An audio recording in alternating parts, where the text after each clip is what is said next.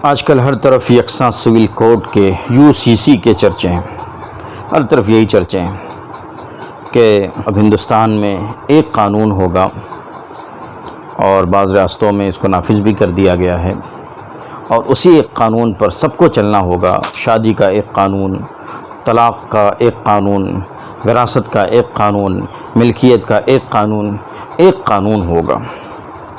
تو ظاہر سی بات ہے مسلمانوں کے لیے یہ چیز قابل قبول نہیں ہے۔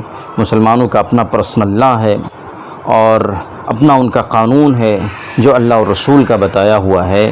مسلمانوں کو یونیفارم سول کوڈ منظور نہیں ہے، UCC ان کو منظور نہیں ہے۔ یہ براہ راست ان کے مذہب سے اور قرآن و حدیث سے اور اللہ اور رسول کے بتائے ہوئے طریقے سے ٹکراتا ہے۔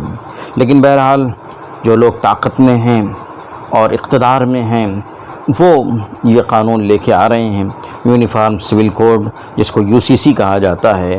اب ایسے میں مسلمان کیا کریں؟ یہ ایک بڑا سوال ہے، لمحہ فکریہ ہے کہ اب ان حالات میں مسلمان کیا کریں۔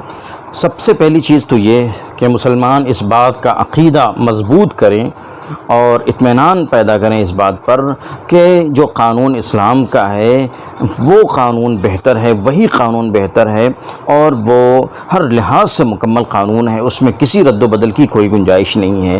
یہ بات ان کے دل میں پختہ ہونی چاہیے اور اس بات پر ان کا یقین کامل ہونا چاہیے، یہ سمجھتے ہوئے کہ اسلام کا جو قانون ہے جس میں رد و بدل کی بات ہو رہی ہے، وہ اسلام کا جو قانون ہے وہ اپنی جگہ پہ بہت ٹھوس ہے اور سب سے محکم ہے اور سب سے بہتر ہے، اس میں کسی رد و بدل کی کوئی گنجائش نہیں ہے، فطرت کے بھی عین مطابق ہے، وہ اللہ اور رسول کا دیا ہوا ہے۔ اس بات پر یقین کامل اگر ہے تو پھر اس یقین کے ساتھ اگر اس طرح کے قوانین آ رہے ہیں، مثلا شادی 18 سال سے پہلے یا 21 سال سے پہلے نہیں کر سکتے، تو یہ سمجھتے ہوئے کہ شریعت یہ کہتی ہے کہ جب بالغ ہو گئی لڑکی تو اس کی شادی ہو جانی چاہیے، یہی صحیح ہے۔ اس کو صحیح سمجھتے ہوئے اگر مصلحتاً آدمی رک رہا ہے اور احتیاط کر رہا ہے اور 18 سال اور 21 سال میں شادی کر رہا ہے تو اس میں کوئی قباحت نہیں ہوگی، لیکن خدا نخواستہ کہیں دل میں یہ چیز نہ پیدا ہو کہ جو اصلاحات ہو رہی ہیں وہ ہونی ہی چاہیے تھیں اور جو قوانین لائے جا رہے ہیں وہ لانے ہی چاہیے تھے، اور خدا نخواستہ اسلام کی جو تعلیمات تھیں اس میں کہیں نہ کہیں بڑی سختی تھی، اس طرح کی بات ذہن و دماغ میں ہرگز نہیں آنی چاہیے۔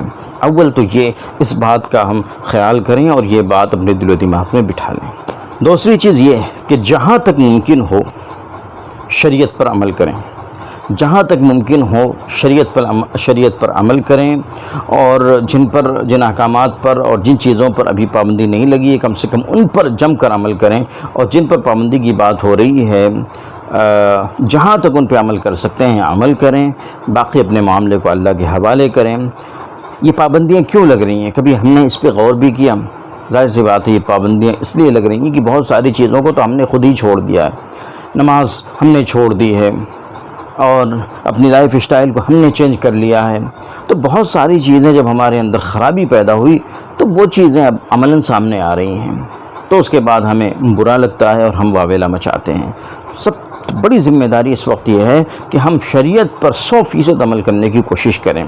اب سے یہ عہد کریں کہ ہم شریعت پر 100% عمل کریں گے اور اپنے تمام معاملات شریعت کی روشنی میں حل کریں گے۔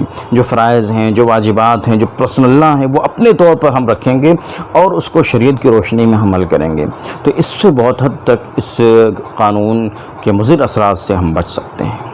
باقی اللہ سے دعا کریں کہ اللہ سبحانہ و تعالی ہندوستان میں مسلمانوں کی اور اسلام کی اور پوری دنیا میں مسلمانوں کے اور اسلام کی حفاظت فرمائے۔ اپنی رائے بھی ظاہر کریں۔ والسلام علیکم ورحمۃ اللہ وبرکاتہ۔